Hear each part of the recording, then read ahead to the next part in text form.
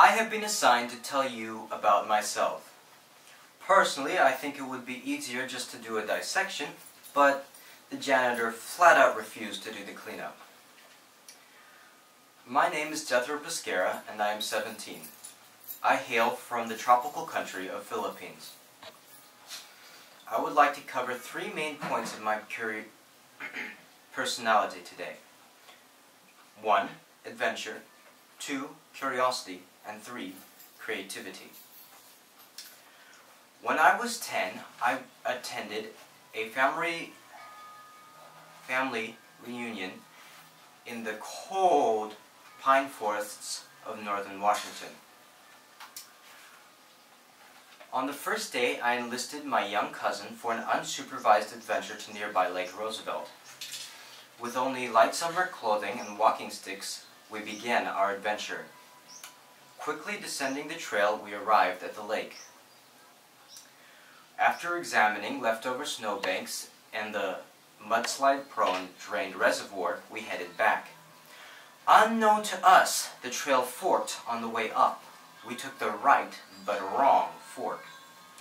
It quickly became apparent to my cousin that we were lost. However, I, being the leader and of an indomitable spirit, knew that such misfortune could never befall me.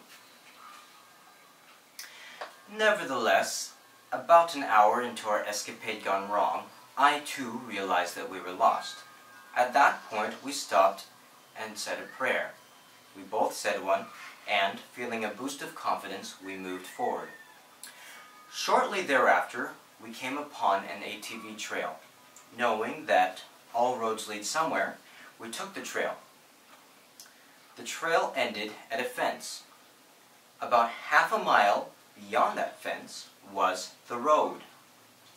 Home felt as close as that road was. However, both me and my cousin felt that we should not head for the road. So instead, with the sun setting, we followed the fence line. The fence quickly ended at a small housing complex. We tried 2 doors, no luck. Fortunately, at the 3rd door, we struck gold. A nice old man invited us in and called our grandparents, then drove us home. I vividly remember the extreme relief I felt at being homeward bound as the temperatures outside dipped below freezing. Upon reaching home, all of the frantic adults wanted to ground us. However, my mother reasoned that being lost was punishment enough and managed to convince the others of the same. What is the point of this story? Number 1, I am very lucky to be alive. And number 2, I love adventure, despite my death-defying experiences with it. I love to go out and do things, climb mountains, canoe rivers, ask girls out on dates. I also like to look at life with an adventurer's point of view, to look at problems as an adventure rather than a part of life that must be experienced. I love adventure. Closely linked to my love of adventure is my deep sense of curiosity. I love to learn. I have ever since I was young.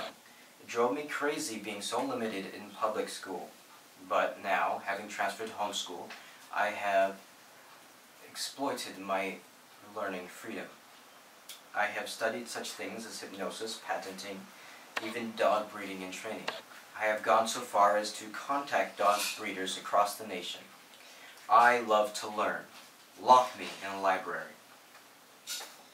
Closely linked to, and perhaps spawning from, my love of learning is my deep sense and love of creativity. I have many creative abilities, one of the main ones being my love of graphic art. I started at basic face touch-ups and have now graduated to being able to pretty much create anything I can envision. If If I am not creating, I am not happy.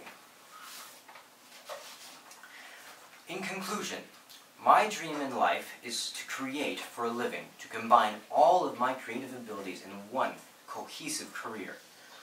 A life of adventure, curiosity, and creativity is my vision for my future.